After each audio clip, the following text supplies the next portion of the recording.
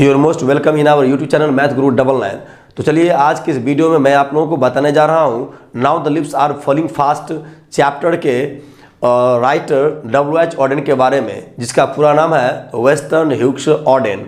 ठीक है, तो चलिए इसके बारे में पढ़ता हूँ। जो 5 नंबर आपको इनमें से मिल सकता है, क्योंकि इसका जो फर्स्ट जो है ना ये लाइन आपका किताब का, इस किताब का जो फर्स्ट लाइन है ये बहुत सारे टीचर नहीं पढ़ाते, इसलिए आपको इसको पढ़िए बढ़िया से लाइन बाय लाइन, आपको समझ में आ जाएगा। बहुत सारे टीचर कहानी को स्टार्ट करके बता देते हैं और मैं इसको लाइन बाय लाइन पूरा चैप्टर का जो स्टार्टिंग पॉइंट है वो देख सकते हैं। देखते हैं तस्वीर, यहाँ से आपको बताऊंगा। जो देखते हैं पिक्चर, देखिए ये पिक्चर से मैं आपको बताने जा रहा हूँ। ये शुरू का ही जो लाइन है स्टार्टिंग पॉइंट है, तो मैं केवल ये नया लाइन यहाँ से यहाँ तक जोड़ दिया हूँ। ठीक है, और यहाँ से पूरा किताब में है आपका। ठीक है, तो आप लाइन बाय लाइन इसको समझिए, लाइन बाय लाइन इसका एक्सप्लेन करता हूँ और समझने का प्रयास करें। और अगर आप समझते हैं तो अपने मित्र को भी आप शेयर कीजिए ताकि वो देखे, उसको भी बेनिफिट इसका मिले।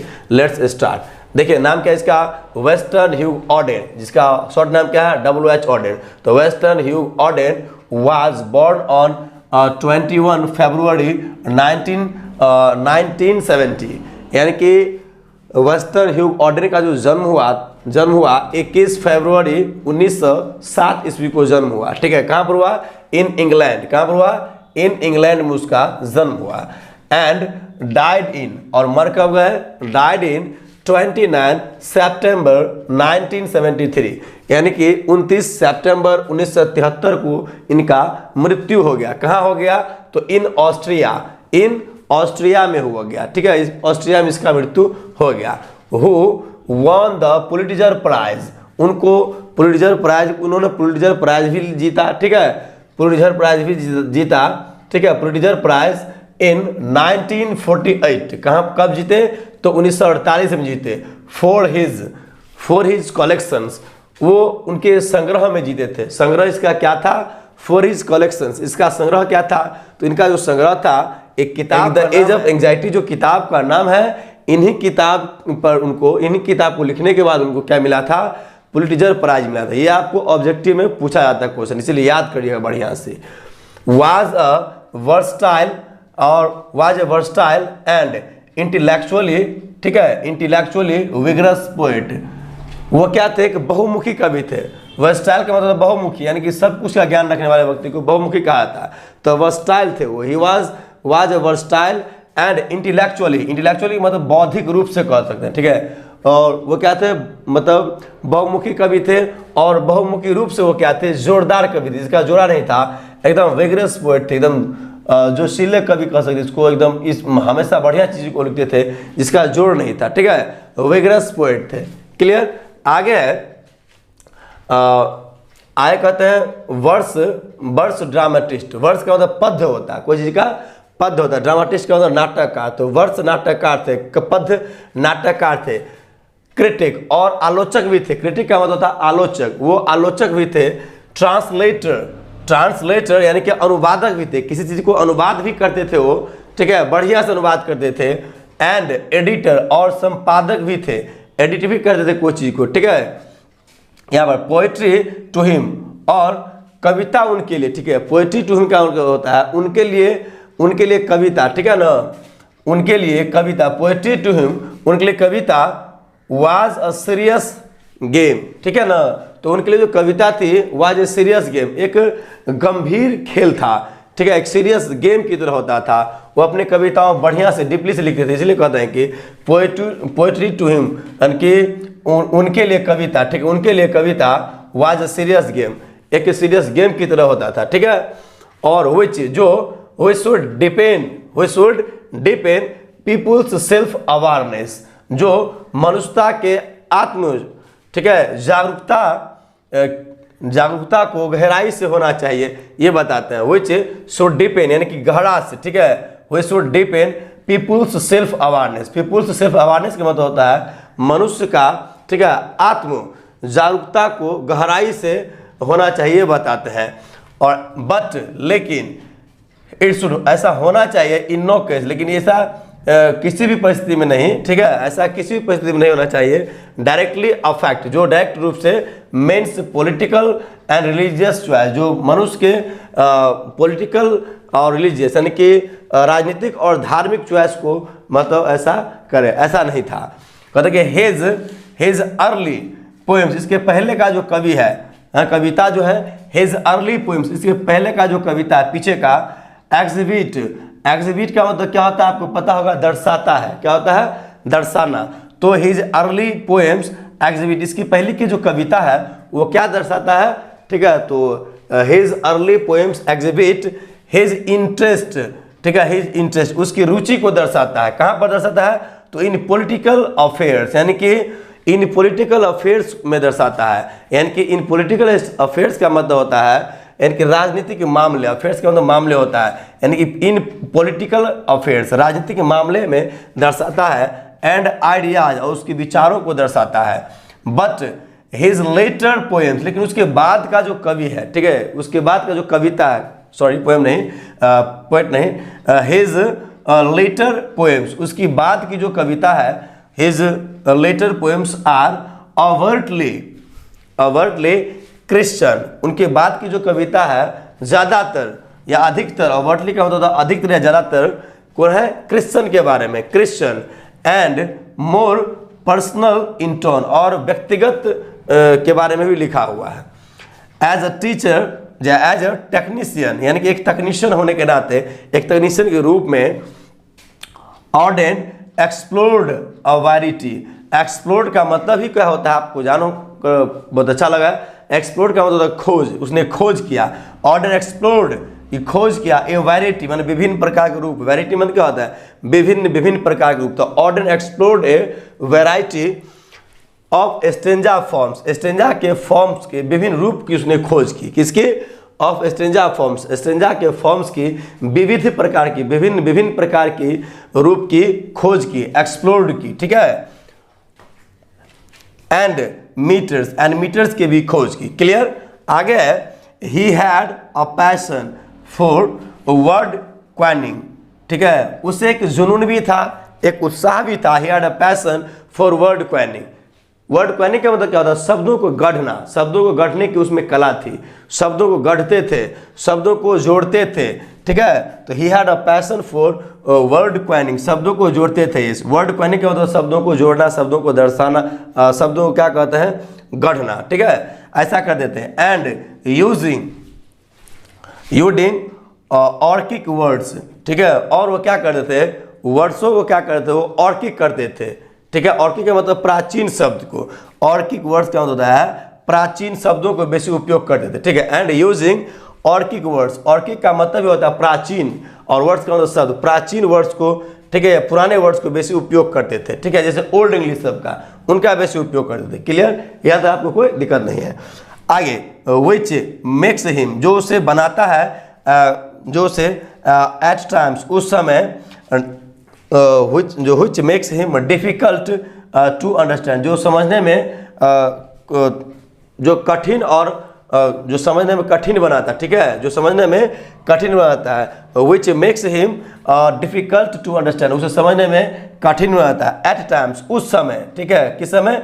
उस समय जब वो उस भाषा को लिखते थे। क्लियर? he left, ठीक है, he left England, उसने इंग्लैंड को छोड़ दिया। कब छोड़ा?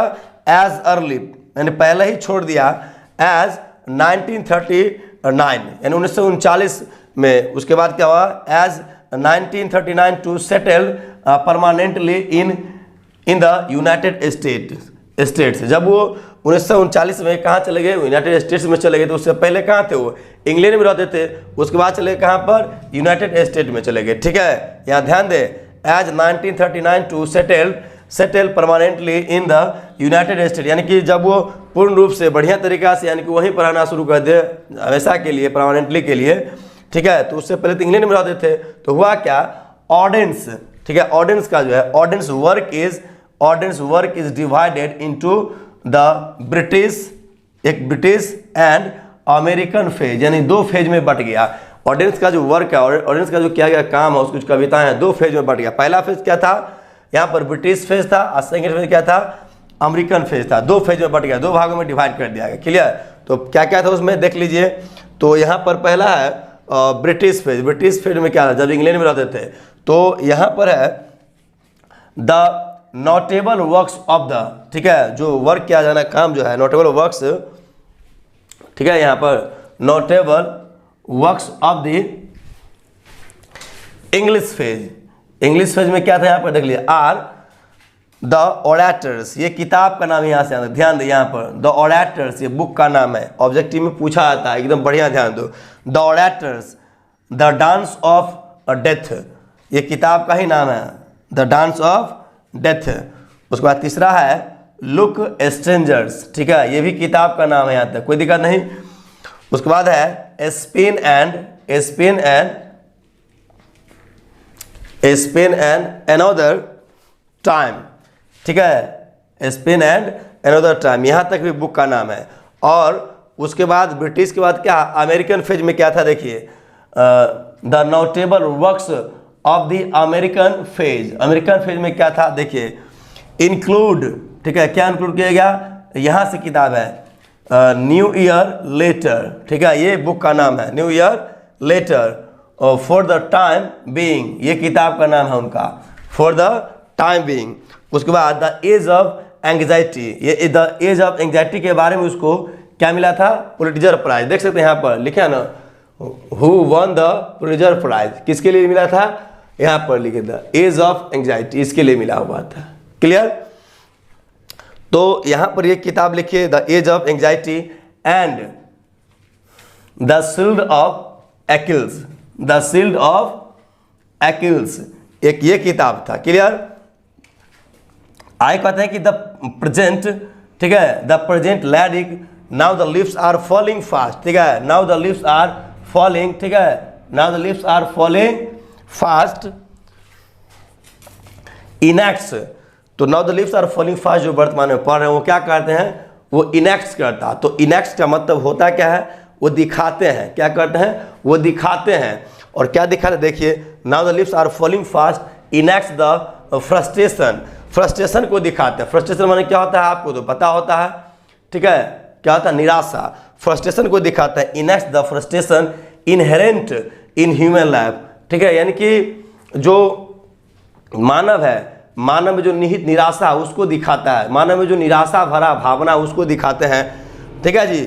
The frustration inherent in human life, मानव के जीवन में जो निराशा निहित है, भरा पड़ा, उनको दिखाते हैं, जो W.H. ऑर्डन है कवि बढ़िया से दिखाते हैं इस कविता में। और कविता का नाम है now the leaves are falling fast. और आगे कहते हैं द एस्पिरेशंस, जो इसकी इच्छाएं हैं, एस्पिरेशंस का मतलब होता है इच्छाएं, इसकी जो इच्छाएं हैं दैट आर नॉट फुलफिल्ड, इसकी इच्छाएं पूर्ण नहीं हो पाती है, पूरा नहीं हो पाता। That inspiration the inspiration that are not fulfilled, वो पूरा नहीं हो पाता है, कंप्लीट नहीं हो पाता है। And the sense of loneliness, उसके अकेलेपन की जो भावना है, ठीक है, उसके बारे में बताया गया, ठीक है ना। तो कहता है कि इन हुई, जिसमें एवरी इंडिविजुअल, हर एक व्यक्ति, लिव्स एंड डाइज, हर एक व्यक्ति जीते हैं और मरते भी हैं। यहाँ तक आपको कोई दिक्कत नहीं है, समझ में आ गया। कभी क्या दर्शाता है, द एस्पिरेशन, यानी कि इच्छाओं को दर्शाता है, the aspiration that are not fulfilled, उन सभी इच्छाओं को दर्शाता है जो कभी कभी पूरा नहीं हो पाते हैं। And the sense of loneliness in which, और उन अकेलेपन की भावना को भी दर्शाते हैं जो हमेशा अकेला हो जाता है हमारे जीवन में। एंड इन विच कहता है, in which every individual lives and dies, और सभी व्यक्ति वैसे ही जीते हैं और ऐसे ही मरते हैं। कैसे, जो उन इच्छाओं के साथ जो उसको पूरा नहीं हो पाता, अकेलेपन के साथ जीते हैं और मरते हैं जो कभी पूरा नहीं हो पाता। तो ये सारे चीज़ें हम पढ़े जो इस चैप्टर के लिए बहुत ही ज़्यादा इंपॉर्टेंट था। और आपको अगर बेहतर लगता है तो इसे आप जरूर अधिक से अधिक शेयर करें, लाइक करें और कमेंट करें। इसको आप लिखिए और स्क्रीनशॉट ले लीजिए। याद रहे ये चैप्टर जो है ना आपका बहुत ही इंपॉर्टेंट चैप्टर है, इससे कई ऑब्जेक्टिव्स क्वेश्चन आपको कंप्लीट हो जाते हैं, इसलिए ज़रूर एक बार इसे देखिए और अपने मित्रों को भी कहिए। याद रहे ये पूरा का बुक का लाइन है, ये बुक का जो फर्स्ट जो लाइन होता है स्टार्टिंग पॉइंट, ये बहुत सारे टीचर नहीं पढ़ाते हैं, इसलिए आपको मैं बढ़िया से पढ़ा रहा हूँ, एकदम डीपली से बता रहा हूँ। आप ध्यान से देखेंगे और समझने का प्रयास करेंगे। यहाँ लाइन से लेकर यहाँ तक केवल आपका जो है ना, ठीक है, मैं आपको ऐड कर दिया हूँ जो ये नहीं दिया था ऑस्ट्रिया के बारे में, ठीक है। तो यहाँ से लेकर पूरा आपका किताब का ही लाइन बाय लाइन इसमें दिया गया है और मैंने इसका एक्सप्लेन भी कर दिया हूँ। तो आपको कहीं भी दिक्कत होता है आप मेरे कमेंट बॉक्स में लिख दीजिए, मैं आपकी सारी समस्याओं को पूर्ण कर दूंगा, ठीक है। तो एक बार इसका ना आप स्क्रीनशॉट ले लीजिए, आपके लिए बेटर होगा।